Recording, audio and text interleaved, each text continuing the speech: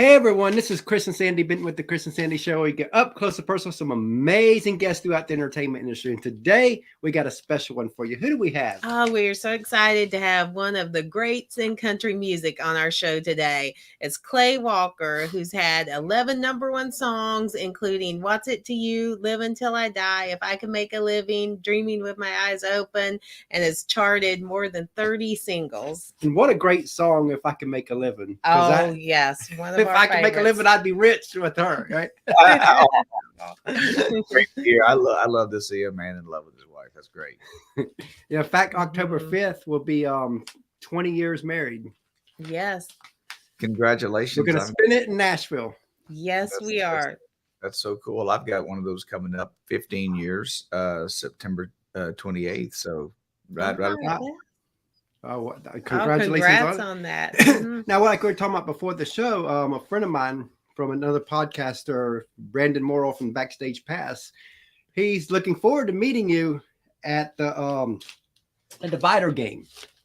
Oh yeah, my high school. Yeah, so I've been asked to be the marshal of the parade there, and they're really excited about it. This will be in the whole town's getting excited about it. I've been seeing it on Facebook and getting wow from different friends and stuff. And my mom of course still lives there, and so this will be my first time. I played football there, graduated there, and this will be my first time back in the stadium since I graduated. So it's gonna be a great night. Yeah, that's gonna be a fun night for you. Very cool. That's right. Yeah. And it's gonna take you back because I can think about my high school days and God. Yes. We all remember our high school days. I'll be ready to suit up that night, man. I'm hoping they'll have a jersey and a helmet for me, we get in the pads and just see, but it's gonna be fun. It's gonna be really fun. Yeah. So as you know, a lot of people, this last few years has been a struggle for a lot of people, but especially in entertainment. So how had the pandemic kind of affected what you do, and what have you done to maneuver through it as we are finally looks like on the other side of it? Hopefully. We all went through it. We lost a lot of people that work in our industry, unfortunately. We lost a lot of bus drivers. We lost a lot of production people that went on to do other things. A lot of the bus drivers went to drive trucks or just completely got out of the business. We lost promoters. It wasn't good. It wasn't a good thing. And, just trying to find a bus right now. Like I own 2 buses and we had a bus breakdown 3 months ago. It's still down because we just found a brand new engine for it. So there are some serious struggles inside the industry for all of us, and it doesn't do any good to complain about them. You just got to get through them. But one of the positive things for me through the pandemic was that I wrote all of the songs or co-wrote all of the songs on my new album, Texas to Tennessee. So that was a big shining moment, and it was I really enjoyed that. I mean, I did enjoy the time down. My bank account didn't so much. Yes. That negative cash flow. I don't care who you are, Garth Brooks, or who you are. Right. Negative cash flow for 2 years is hard on anybody's. Yep. It is. And so we all suffered it. I'm not saying anything that we all haven't been through it, but getting back out there right now, it's great to see the promoters who have withstood this and stayed in there. And like Troy Valhofer, somebody that does festivals. There's a lot of great promoters out there, but I know there's not a lot of great promoters. There's a handful of great promoters. And other promoters. And you got one of them. Got one of them, and he's done shows with us, but several others. Gil Cunningham, Romeo Group. I mean, there's some people that have stayed, that have been in this business a long time, and had they not had that experience of all those years under their belt, they would have gone away too. And but it's good. We will do over 100 shows this year, that's the most shows I've done in probably 20 years. So Oh wow. So you're back at it. Full I'm force. enjoying it, you know, obviously Wonderful. enjoying the positive cash flow, but at the same time, man, more than anything, enjoying the enthusiasm of the Mhm. fan base. You know, they've been just as hungry for it as we have. So it's great to see that reception. You know, like for Yeah. us, you know, January of 2020 is when we launched this show. So a couple months before everything happened. And I remember our original plan was maybe 100 interviews that first year. And then everything gets shut down. And I'm sitting there watching all this. And I told Sandy, I was like, you know, we never would wish this on anybody, but Right. we might as well take advantage of this. And because of that, we end up doing over 300 interviews that first year. And we're over almost 600 now. You're going to surpass Joe Rogan. But if it weren't, I don't believe we'd be where we are if it weren't for the pandemic. And Probably you know, not. so it's like That's mixed set the emotions. I lost a lot of foundations for the people I show. know, but at the Mhm. same time, it catapulted us. So it's like, you know, it's We like a just roller had to coaster. make the best of the situation at the time. I remember when it hit me that we actually had a pandemic and it was serious is when Joe Diffie passed. I I remember that time that period. I Yeah. was in the parking lot of Walmart Mhm. and I was waiting on them to deliver some stuff to my truck, you know, Yeah. and my wife and kids, we were all in the truck and it came on the radio, you know, that he had passed, and I felt like someone hit me in the head with a 2x4. Wow. And I have multiple sclerosis, you know, so I was like going, Mhm. yeah, this might be some really serious, you know, and Bigger than you thought at first. bigger Yeah. than I thought, and I was definitely concerned about Joe, you know, what had happened. I mean, just it seriously was so surreal. We got home, and the other thing I remember doing is my wife, kids, all of us had on gloves, and we're scrubbing Mhm. all the packages with Wow. sanitary wipes and bleach, and I'm sitting here going, is this the new normal? Or I mean, are you going to Yeah. have to work this hard to have groceries and anything else, Mhm. essentials and things and you know that was awful, you know, and you know I look at it now and I'm like, we came through it, and yeah, we Yeah. lost a lot of people. You know, COVID is a serious thing. It's real. You know, unfortunately, you know, I got vaccinated twice, got Mhm. COVID twice. You know, and I got a lot. I'm not going to get in the weeds about that, but Mhm. BS. You know, I mean, Yeah. just so We understand. and but as citizens of the United States of America, we have had to get back out and live, you know. Yes, Yep. absolutely. And Mhm. that's where I am. You know, I'm not a Yep. political guy. Exactly. Exactly. We agree. Is COVID real? Absolutely. Mhm. But Yes. we still, and you know, I think that's where What people were missing the point. You had both was it? extremes. But was it weaponized by both sides? Yeah, on Absolutely. both It was. sides. Yep. Both End sides. of story. You It know, was. end of story. But I am. But as far as country music goes, and that's what this show is about. Yep. Yeah. I'm so glad to see that at least that piece of normalcy and that innocence almost restored back out there.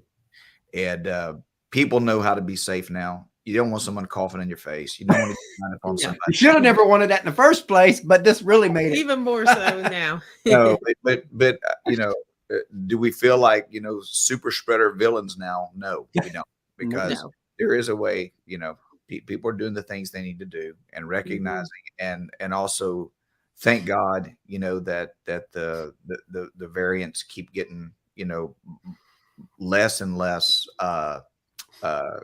virulent, I guess is the word they use, you know, Yeah, Right. and more contagious, unfortunately, but less virulent. And which is what matters. yeah, and I can say that the second bout of COVID for me was way less than the first, like Oh, wow. almost non-existent, but it was there. And 1 or 2 days of really, really sick, and then very, very good. So I hope that remains the case, and that don't get some other kind of thing. But it's great. I say that seeing other artists out there, catching up with them either on the road, at some of the festivals, or seeing them on, the different social media platforms doing well. It's great. It really is. And, music is, I think, alive and better than ever. It's going to be healthy. I did find out an interesting stat, which I thought was just crazy. And I hate to take up the whole interview. I mean, I know you guys have questions. No, go ahead.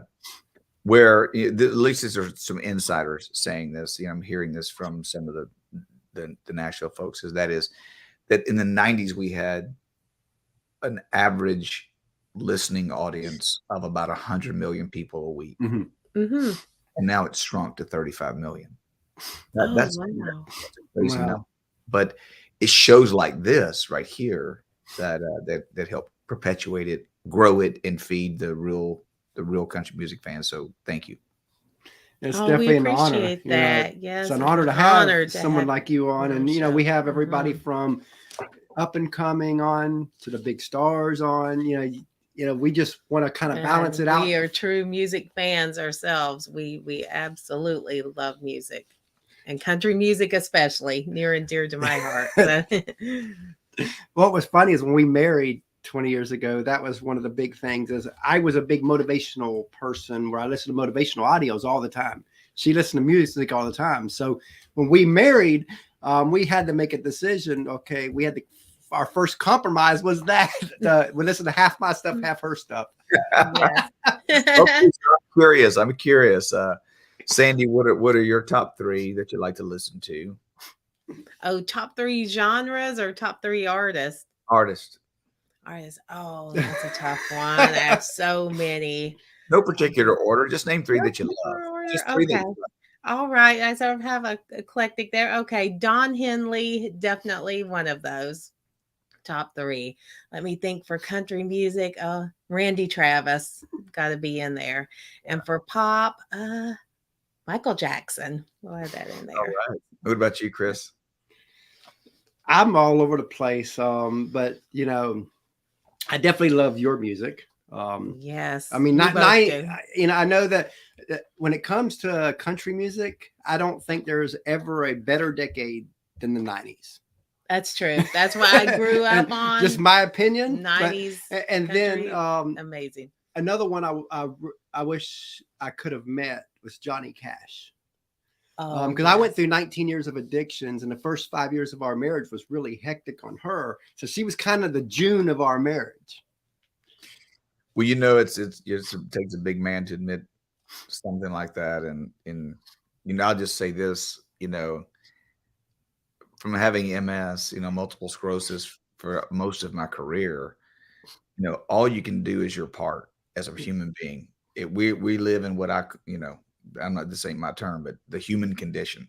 The human condition is rough. There's no perfect, no such thing as perfect. And, but to admit that you had that kind of life and that she stuck with you and what you've gone through, it's, man, I watched both my parents go through it, and, I pray that I never have to go through it.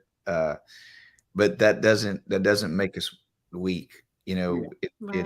It's a strong person to overcome that. Johnny Cash was that kind of person. And I never met him in person, but I met Merle Haggard, and Merle and I talked, and he was a huge Johnny Cash fan. Oh, wow. Oh, wow. Oh, that's so awesome. One night on his bus, he shared a story with me about Johnny Cash, and he the most memorable thing I remember him saying was, he asked me, he said, "Did you ever meet Cash?" I said, I didn't. And he said, when Johnny Cash walked into a room, it sucked the air out of the room. He said, he said he was as big as Elvis Presley. He said, and it blew my mind to hear Merle say that. Merle's my favorite singer of all time. And but Cash had gone through, those addictions that you're talking about. And I bet it would have been a great conversation, Chris. But you know what? You're going to be an inspiration for a lot of people in your life too. And when I meet somebody who has MS, or I hear about somebody who has MS, I'll call them on the phone, even if I've never met Oh, them. wow.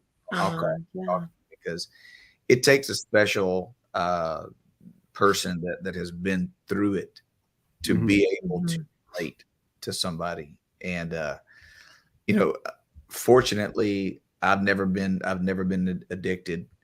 I'm not saying I couldn't be, because I definitely have that kind of personality. Yeah. Yeah. But I have seen it, and I know that you can't buy somebody out of addiction. Yeah. You Right. can't. I mean, it's some type of reckoning, that happens in a person's mind, and they come to the conclusion, I can't help myself. I've got to hand this over to somebody, or Yep. I handed mine over to God. yeah. And so, my own mother, I couldn't be more proud of, watching her overcome it, Oh, wow. and so it's my dad is gone now, but we had many conversations about it. But I still get a kick on my dad, because my dad was an alcoholic, but he was the smartest guy I'd ever known in my life. Yeah. And he was a lot different than me, and we had a lot of similarities too. But one of my funnest things that my dad ever said to me one morning, I called at 10 a.m.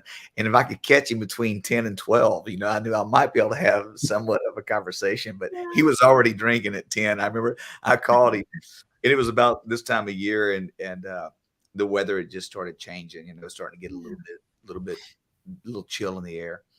And I called, and he answered the phone and said, "Hey, Dad," I said, "How you doing?" He goes, "I'm doing great."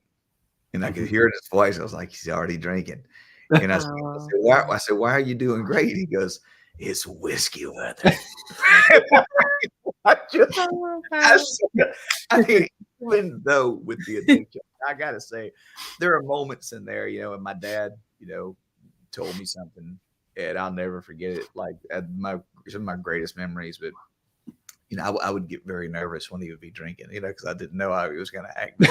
He told me something, yeah, man, and I understand it now.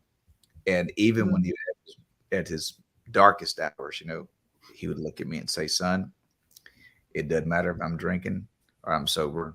He said, "I love you exactly the same." Wow. That's amazing. Yeah.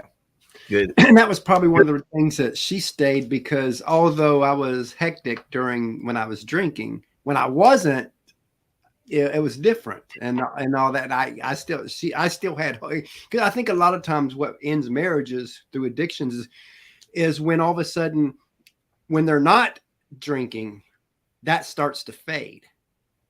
Where with us, we still had a lot of connection even through the alcoholism, although it was bad.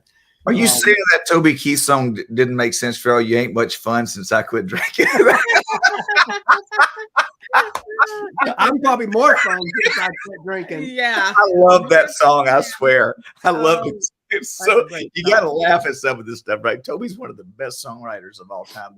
Definitely. But it sounds like you guys, hopefully have had some intersections with music. Music will say some things sometimes that we just can't seem to get it out, other than "I love you," and "I love you" sometimes sounds it sounds redundant or gets old, but man, there's nothing more powerful than those words. I'm crazy sentimental, I guess, sometimes, but I had my sister-in-law and her husband got married on our place here in Tennessee, and I had picked out this big, beautiful rock. I mean, like, it was about this thick, and probably about, I don't know, maybe 10 inches thick, and it was real wide, like the size of a desktop, big. And so they had got married on that rock, standing on that rock. And I drove by it yesterday, and it was so weird. I thought, you know what? And they're not having trouble by any means, but I thought to myself, I am going to bring that rock down to their house. They live in Louisiana. And if they ever have trouble, just say, "Meet me at the rock." I mean, I just, and I think, couples, and it doesn't matter if you have addictions or not, couples are going to have those moments where they need something strong to hold them together. And it sounds like you guys have that. I think one of the big keys too to us, you know, and a lot of people put us down for this, but we've been a 24/7 couple since the day we married, for the most part. You know, we just live marriage and life different than a lot of people. And I mean, all through the years, oh, we are unhealthy, you're this, you're that. And I can remember when the pandemic started and everything got shut down. And everything we got put down for, spending 24/7 with our thing, homeschooling our son and all of that, everything we got put down for, all of a sudden society had to live the way we live. I was like, look at this. This is yeah, it completely turned around. I agree with you. You know, we homeschool, and we also use some supplement Yeah. teaching that Mm-hmm. our kids, you know, they go to music lessons. They get get a lot. They get socialized well, and Yeah, so does ours, like that. ours too. Mm-hmm. and you know, I'm not to put down the public school system, because I want to say something. Man, I went to public school, and Mm-hmm. my teachers raised me. You know, Yeah. and I had some great ones, and I had a couple of pretty crappy ones too. You know? But that's life, you know. But I got to say that the crappy ones are few and far between. If you're a Yeah. teacher, Yeah, most teachers are Absolutely. good teachers. Yeah, most You're have good you're a hearts. selfless, Right reason. selfless individual to be a Yeah. teacher, because they've been paid crap for years, you know. They have. But there, you know, I got to say this though, that I think this, you know, I don't think that anyone, not including a teacher, cares more about my children's minds than I do. Yeah. Yeah. Their minds and hearts, That. you know, Mhm. and you know, selfishly, you know, I want to experience those firsts. Mhm. Mm-hmm. I want to be, you know, the first one to hear what they have to say about forming a word, you know, on paper, you know, Mm-hmm. putting those things together, and then asking those questions, you know, about words. I mean, any of it, you know, Yeah. and science, you know. My Mm-hmm. kids, you know, ask me about science and religion, and I go, they fit like a glove. They And, do. Yeah. They go hand in hand. and Mm-hmm. you know, and I'm like, if you want to believe that the world is 4 billion years old, I got no problem with that. If you want Mm-hmm. to, if you want to believe the world is 10,000 years old, I've got no problem with that. Yeah. Understand that science and religion are not at odds with each other. Right. That you know, I raised my family Christian, Mhm. Mm-hmm. and you know, and I got my own beliefs too about, Yeah. you know, Yeah. Christianity did not invent morals. You know, people Yeah. are born with good morals instinctively. Mm-hmm. That's Yes. something that you're created good, and Mm-hmm. there are good people regardless if they're Christian or not. And do we choose to live as Christians? Yes, but and I'm saying that if someone's going to indoctrinate my child, it's going to be me. Yep. Yeah. And We feel the same. they Mhm. can go out and they can believe and do. They have a free choice, free will. We're all born with it. We all have it, and I don't believe in stunting that, but I believe in Yeah. giving them all of the Because paths. it's our job to guide. Yeah, here are the paths you can take them. You can take the one you want to take, and it is your choice, because at some point it is faith, and some things, you know, you can't objectively prove. And but I'm going down a rabbit hole here, but I'm trying to say that I agree with you that the pandemic did some good things for us as well. But again, I do not condemn the public school system. I think we got some Yeah. great teachers out there, and as long as I'm doing my job, you know, with my kids at home, and man, that's tough. I'll be honest, because you know this, you work hard, and at the end of We the got day, a 10-year-old and a 3-year-old. We do. yeah. So you're, you know, at the end of the day, you're ready. And I'm to 51. all my friends are our age. They got kids in college and stuff, and we're just getting going. Yeah, but they'll keep us young. and they do. They do. I mean, I got a 20-month-old. Yeah, I know Oh, about wow. that. I got a 14-year-old and 20-month-old. So it's Yeah. Get a big perspective. Now, a lot of people, they see the glory in everything that you do, but they don't see the grind, the sacrifice, the tears, the struggles that it takes to make it at any level within entertainment. Tell us a little bit about the sacrifice, since you've been doing this for so long, especially the sacrifices at the beginning, because of course sacrifices now are different than sacrifices then. Tell us a little bit about that struggle and that sacrifice at the very beginning for you.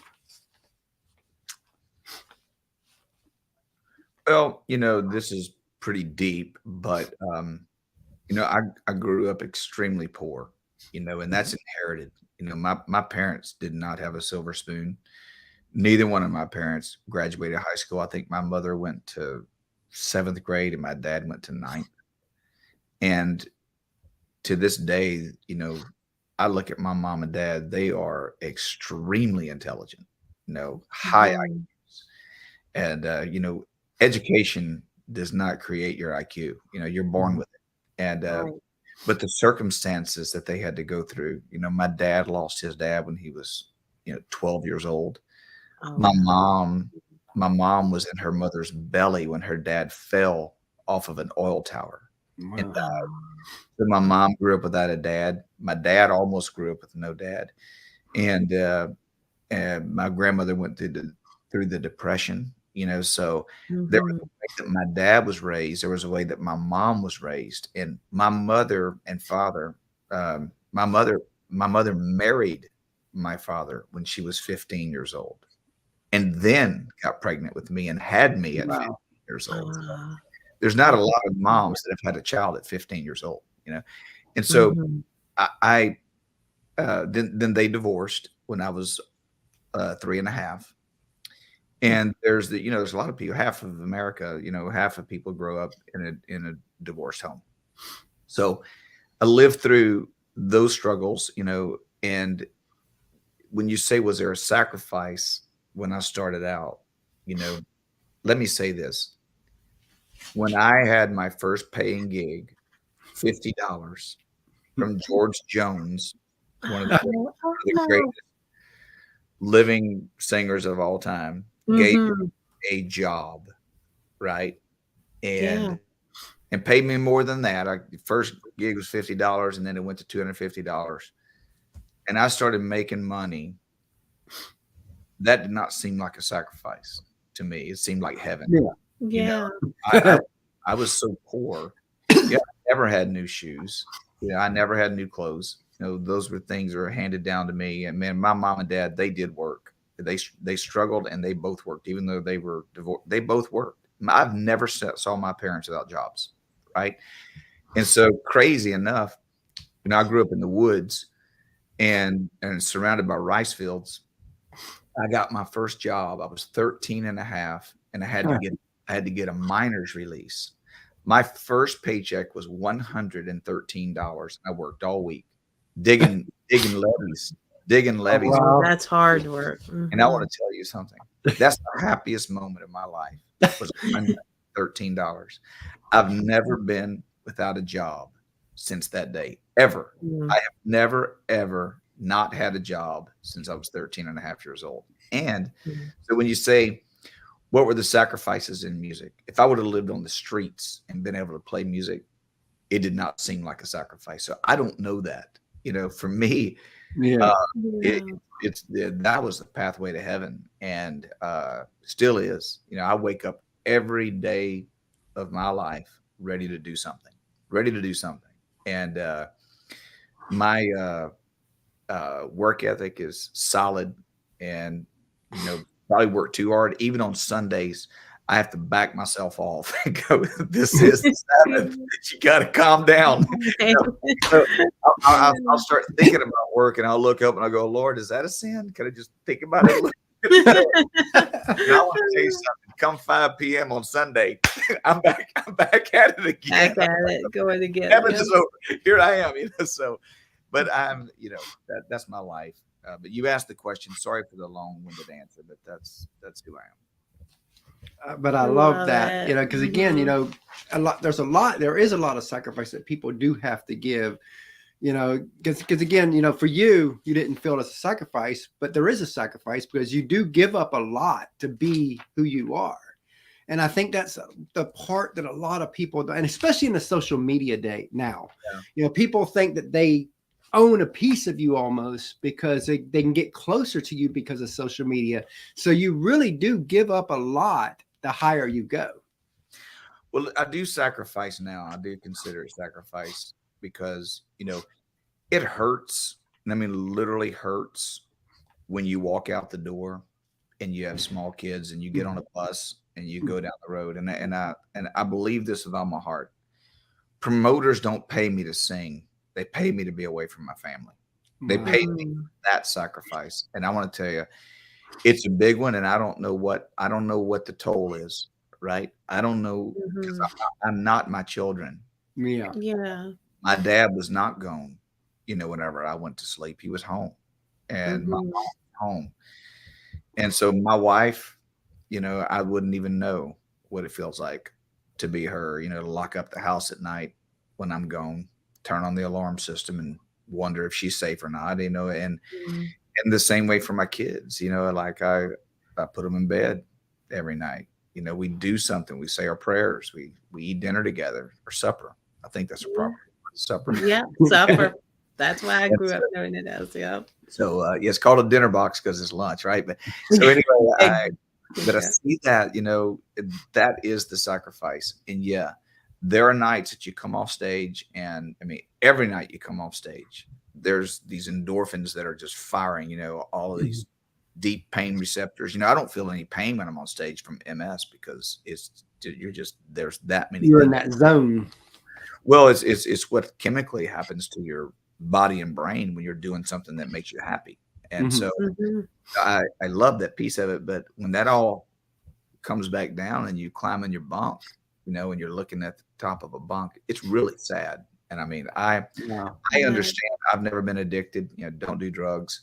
I love wine, love a little bourbon, but I can understand why entertainers slip into things, and because it's sad. It's a lonely road a lot of times. It is, unless you're single and you're looking for somebody else out there. You're married and you have a family or a significant other. I mean, it's taking a toll on you. It really does.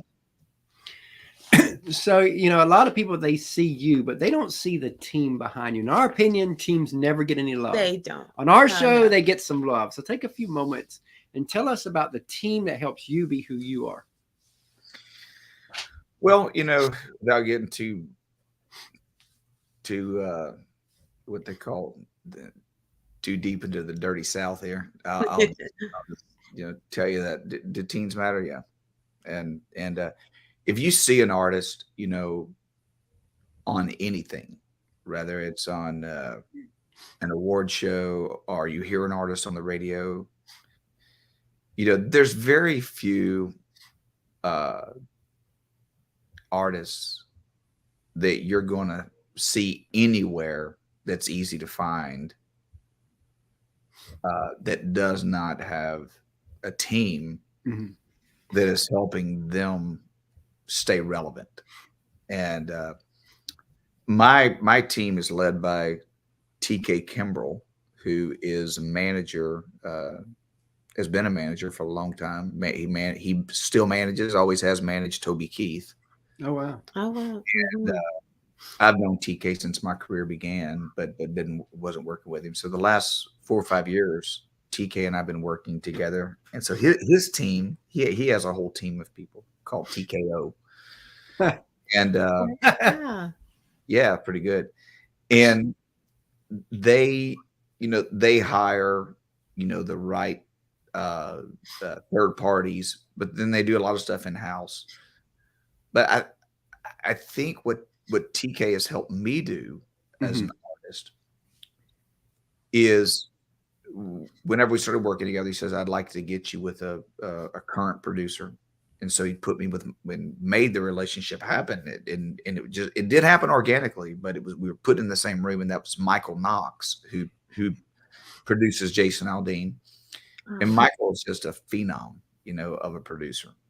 And and I'm just giving people the story. And I think this way for most artists that are successful.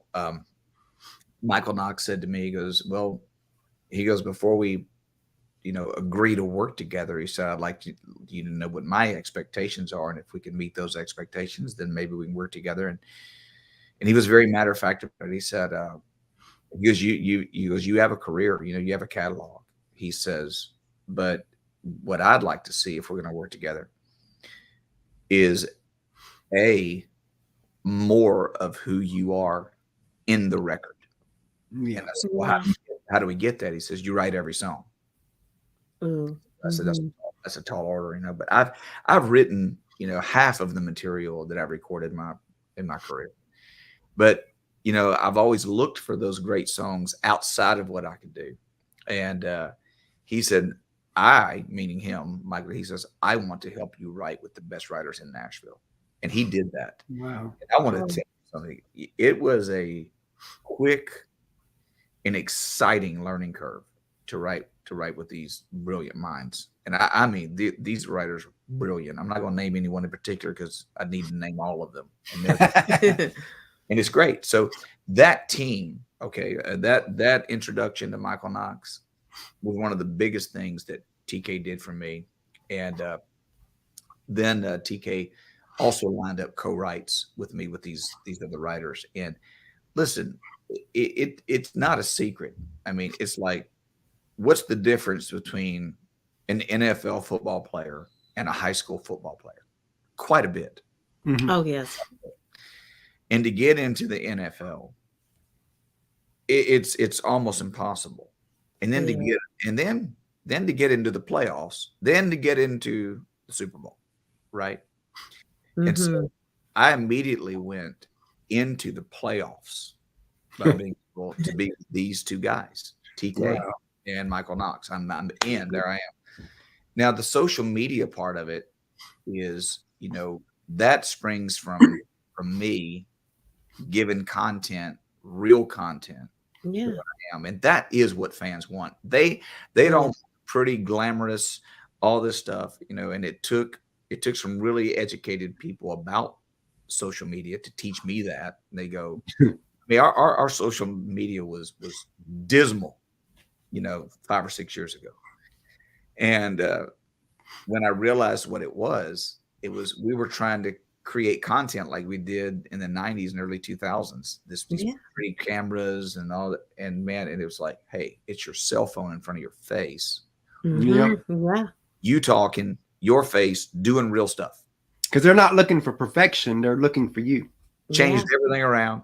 And so the team, we use Quentin Digital for for social media, but the biggest influence in my social media was this guy named Fraser Boldry, who tomorrow's his last day working with us. He got a big pay raise somewhere. He'll never be out of our grasp. It'll be like The Godfather.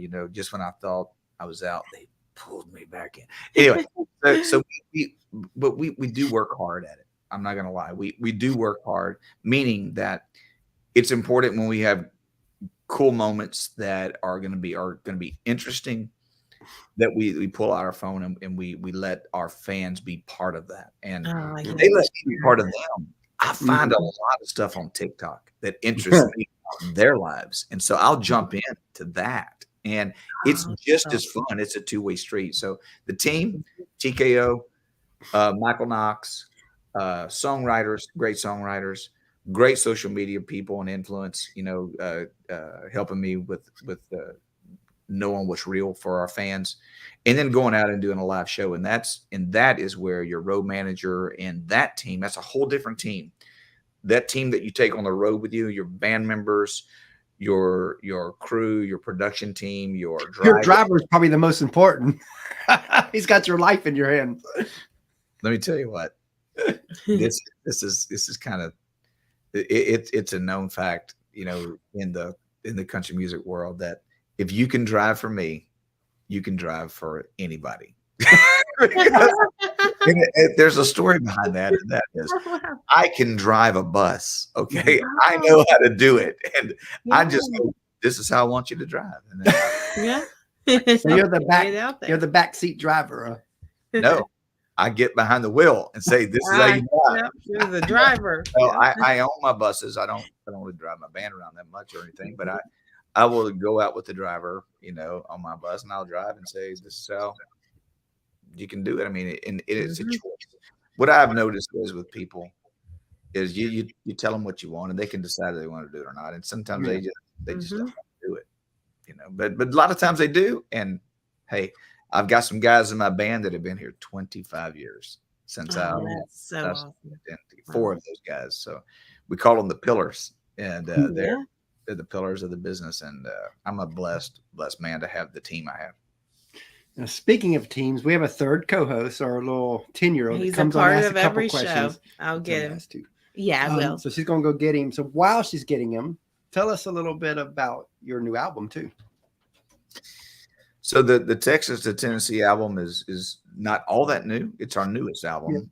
Yeah. We put it out last year, and it's got 10 songs on it, and I wrote, or co-wrote all 10 of them, and there's some soulful things in there, that I've always gravitated to. There's some real traditional things in there, and then there's a couple of things that sound pretty modern, that fit right in with what country music terrestrial radio is doing. And we got a song called "You Look Good," which most of the stuff on this album I wrote about my wife Jessica. Oh wow! It's not that hard to guess, when you hear the songs. But that's it's where I am in my life, and it's an honest snapshot. Love that. Hi, Clay Walker. So, what's your favorite food? Oh man, how are you doing, buddy? Doing good. Nice to see you. You're only 10. You're big as your dad. He's like 5'2", ain't it? Mm-hmm. Might even be 5'3". Last time he was measured, he was 5'2". What's your name? Might have grown a little bit since. What's your name? Christopher. Christopher. Wow. Yep, he's a junior. That's great. That's great. Christopher, did you say what is my favorite food? Yeah, that's what I said. Now that's a tough one for me because I'm a foodie. I love all food. I like every kind of food. It'd probably be easier to say what I don't like, which is only a couple of things. Not a big eggplant or okra fan, but I love some southern greens and collard greens and Swiss chard, and I love fresh vegetables. I grow a lot of vegetables. I grow cucumbers and tomatoes and cantaloupes, beans, garlic and onions. Got a ton of onions. Love growing onions. But my favorite probably meal to eat is a ribeye steak cooked medium rare. That's my favorite thing. Because what's yours? Mine is pizza. Yeah. Well, that figures, and that's good. That's good because you got that flat stomach at 10 years old. You can He can do it. You could process a carburetor out of a cabinet. I mean, you'd be fine, but your dad and I probably need to, calm down on that. Once every 6 months, dive into the pizza. Okay, so what's your TV show? A favorite TV show? Well, I like sports, so I like to watch ESPN. Like to watch NFL and college football a lot. As far as a TV Go show, Dogs for me. Oh wow. Yeah, let's only get started there. That's a no-win situation in the interview. But TV shows, I like some series. I like Lord of the Rings. There's a new one called Power of the Rings out, which is pretty cool. Yeah, so what about you? What's your favorite TV show? Mine is SpongeBob. Wow. Are you into the Pokemon stuff or no? Yeah. Kind of. Yes. So my boys love Pokemon. They've got all these different ones, and so I've learned more about Pokemon than I wanted to even know.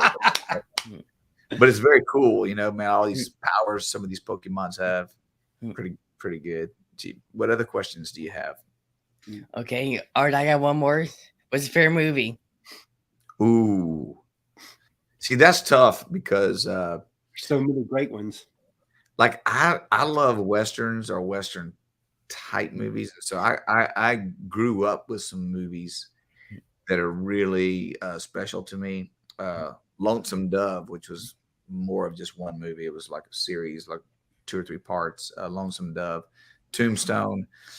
But I got to be honest, man, I love the new Top Gun. I think it's incredible. I saw it on the plane. I was coming back from England. I was watching on the plane. I was like, golly, I thought it was just fantastic. Because what's yours? Mine is the Minions. You about forgot. Minions, I've seen the Minions. I love the Minions too. You know, like I said, I've got boys, 14, 9, 4, and not 20 months, and they love Minions, and they love all that. They get crazy about it. When the music comes on for any of the Minion stuff, they all get up and dance, go crazy. Yeah, they love what is it? Sing. You know, the show Sing. Wow. Do you have any jam that you like, Christopher? Any music? Any music? Yeah. Let me see. I like country music. That's the right answer. It's the best. It's funny when Sandy was pregnant with him, she always played country music by her belly. She goes, my son is going to love country music. And now many times if Sandy will say a statement, it was about a country artist, and if it's a little wrong, he'll correct her.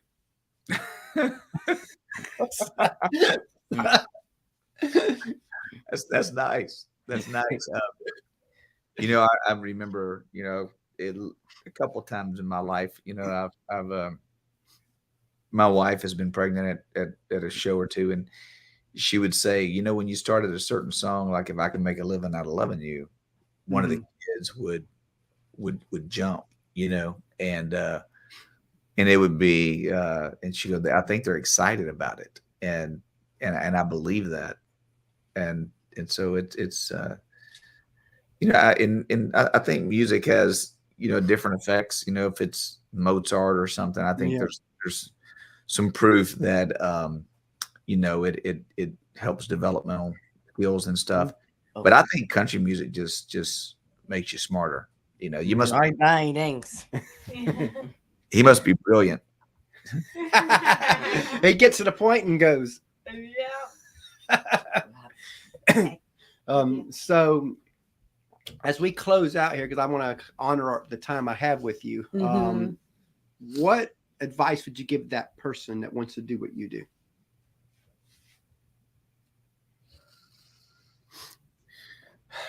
I think it's a good time to want to do what I do. You're just going to do it a lot differently. And I think there's more space now for people. When I was working my way, up the ladder, if you will, there was such a narrow window. And then once you got in, there was, and you got to understand, it's just like the NFL. I mean, for you to get on a team, look, there's a lot of great football players out there. They'd probably be NFL quality, but only a certain amount. They only have so big of a roster, So rosters on record labels have shrunk immensely. These are not bad things, what I'm trying to say to the people. But a social media platform like TikTok is the best place to start. Because it is. 2 things. One is record labels now. This is a transition, and this has just happened. So this is new information for artists out there. TikTok is more relevant now than it ever was. A record label today will hardly sign an artist that does not have a really good foundational TikTok follower. I'm not saying you got to have 1 million followers. I'm just saying you got to have really TikTok that people are loyal to. They're going there. But here's the good thing. Even if you don't get on a record label, okay, this is real important. This is new information. There are some new artists out there You are selling out arenas, and they've never had a hit on terrestrial radio, meaning the radio station in your hometown that you listen to, they've never had a hit on radio. Mm-hmm. That is unfathomable. Yeah. And it's great. So you don't have to go, oh, I can only be famous if I get on a record label, if they decide to promote my song at radio, if this, if that. Really, if you have great content, a good personality, and you are engaging and you let that come through social media, you can absolutely be famous. And what you're doing, remember this, it's not just singing, it's you are creating a culture that people want to be involved in. That is the secret to success right there. Love that. Love and I'll that. let Sandy ask the last question. Yes. What would you like for your legacy to be in music? And personally, what would you like to be most known and remembered for? I'm doing it. Oh. Just, I have no idea. People are going to remember me for whatever they want to remember me for. Mine is don't quit. I'm just Yeah. What I want people to be remembered for, that to not quit, because I went through, like I said, the 19 years of addictions, been sober 14 years. We've probably launched over 100 different business ideas that at all least. failed. Yeah. in our But we learned lessons from them. But we've never quit, and we are here now. And that's a show of faith in each other and in what you built together and what you continue to build together. And you know what? You got that beautiful boy there. I know you have another child too. And I think it's real important that he understands that there's no such thing as perfect and that neither one of you are perfect. Nope. But love is perfect.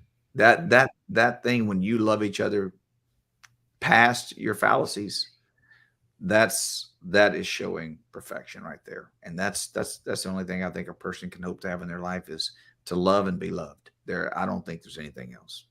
It's a great way to end. So tell everybody how, even though they probably already know, to find you. Well, I just, anything Clay Walker, whether it's YouTube or Twitter, or I don't do a lot of Twitter, but Instagram. But I really do work with TikTok a lot, and that for me is the quickest way to find out what I'm doing or where I am or what's happening. Right. Yeah. We really enjoyed having you on today, and we definitely look forward to having you back. I look forward to coming back. I mean, it's been a really good conversation, and I don't think I ever covered that many topics or elements in any interview that I've ever done. So well done, and I appreciate the relaxed cadence and the relaxed atmosphere that you guys provide for artists. It's my first time on your show, and I'm really impressed. Thank you so much. Well, we definitely appreciate that. Thank you. And like I said, we want to honor the time that we have with you. So, we look forward to having you back.